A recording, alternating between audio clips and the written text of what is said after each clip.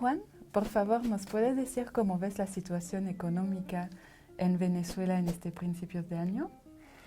Bueno, el tema económico en Venezuela es hoy, creo yo, el principal tema en la agenda.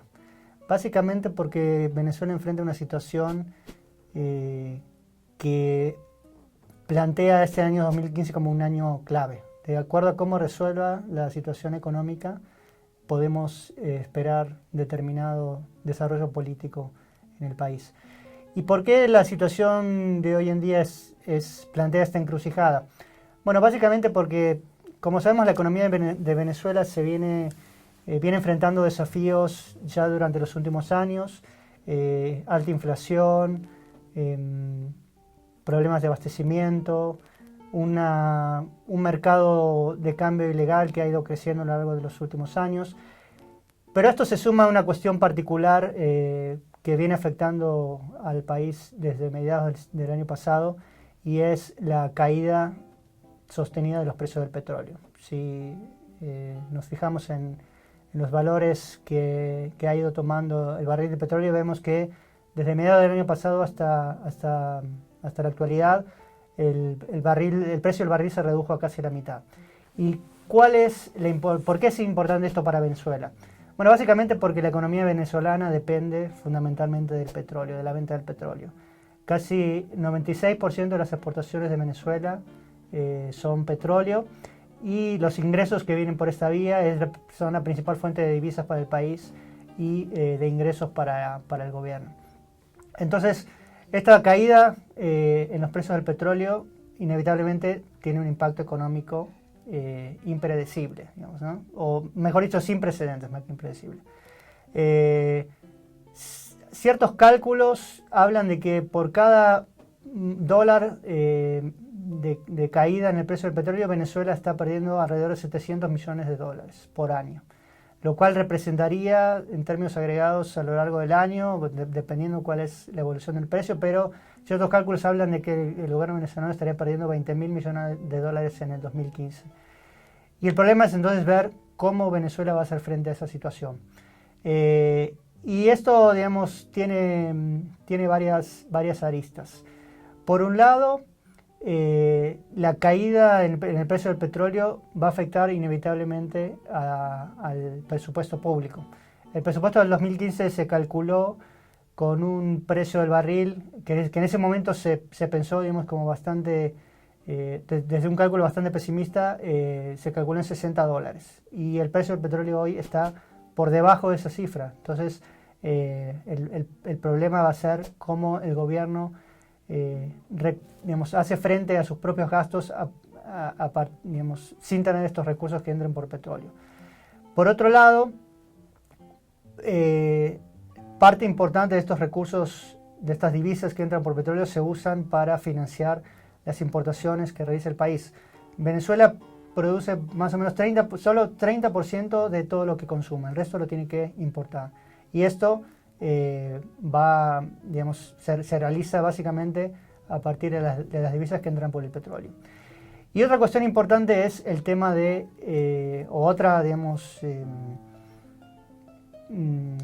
otra utilización de estas divisas tiene que ver con el pago de la deuda.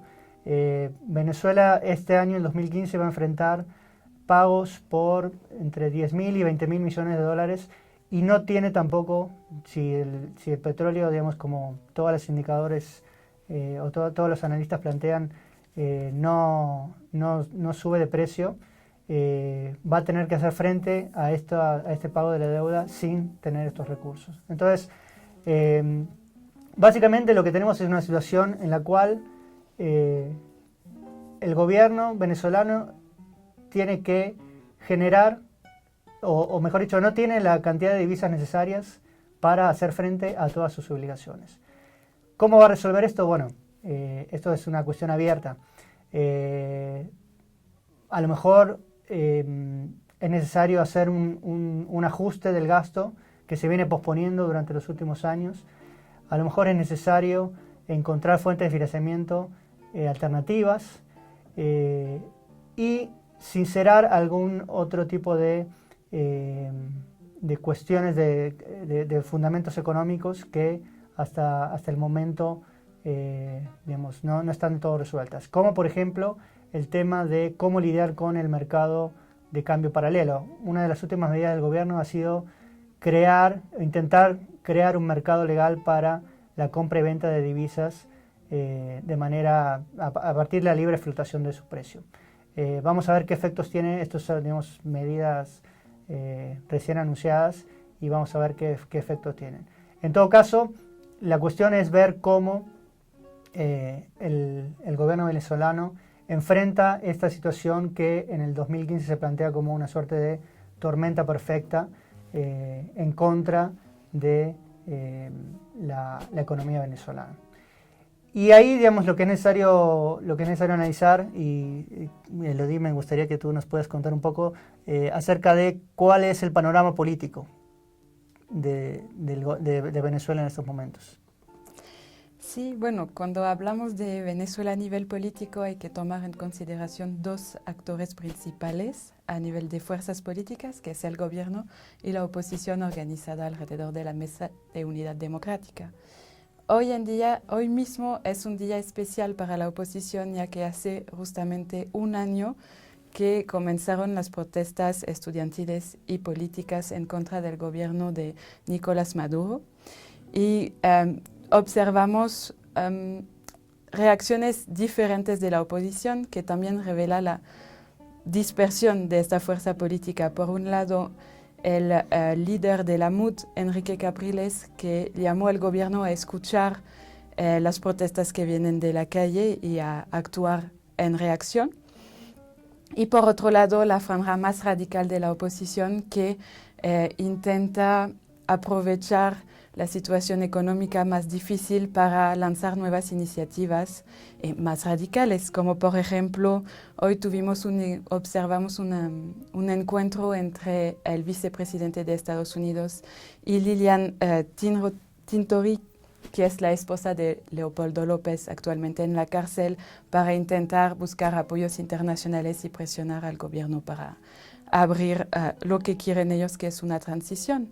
Al mismo tiempo, a nivel nacional, tres actores importantes de esa fuerza más radical, María Corina Machado, Antonio Ledesma y Leopoldo López, lanzaron un acuerdo nacional hacia la transición, siempre en este mismo contexto para intentar aprovechar la situación económica más difícil. Pero a la vez la oposición se encuentra un poco bloqueada porque el gobierno, según lo que observamos de la vida real venezolana, el gobierno no está bajo amenaza de derrocamiento actualmente. Entonces la oposición solo puede lanzar iniciativas y si quiere mantener una imagen democrática, esperar las próximas elecciones, que creo es la voluntad de la mayoría de la MUD actualmente. Por otro lado, tenemos al gobierno que, sí, a través de la voz de su presidente Nicolás Maduro, reconoce que la situación actual en el país es complicada con la caída de los precios del petróleo, pero todavía no cuestiona el proyecto e intenta seguir adelante. Entonces observamos en los últimos días el desbloqueo de fondos para alimentar los programas sociales y la nueva medida de liberalización, que es gradual, y también a nivel de política internacional el mantenimiento de la misma orientación con el viaje reciente que hizo el presidente a China y a varios países de la OPEP, productores petroleros, para, digamos, siguiendo dos objetivos principales. Por un lado, buscar aliados para intentar parar la caída de los precios del petróleo, y en ese aspecto el gobierno no ha tenido mucho éxito al parecer por ahora. Y el segundo objetivo es buscar nuevas líneas de financiamiento para aliviar un poquito la situación a corto plazo. Y ahí entra el papel de China, ya que nuevamente se suscribieron acuerdos para un monto de $20.000 millones más o menos, para intentar ayudar la situación venezolana. Pero el mismo presidente dijo que es una ayuda puntual y no va a resolver la situación estructural de nuestra economía si seguimos con este precio del barril del petróleo.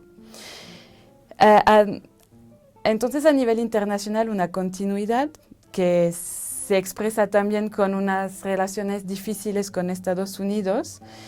Y a nivel interno, un gobierno que siente todavía que tiene cierto respaldo popular, que también tiene el apoyo del sector militar, y eso se ve a través de la relación entre Nicolás Maduro y Diosdado Cabello.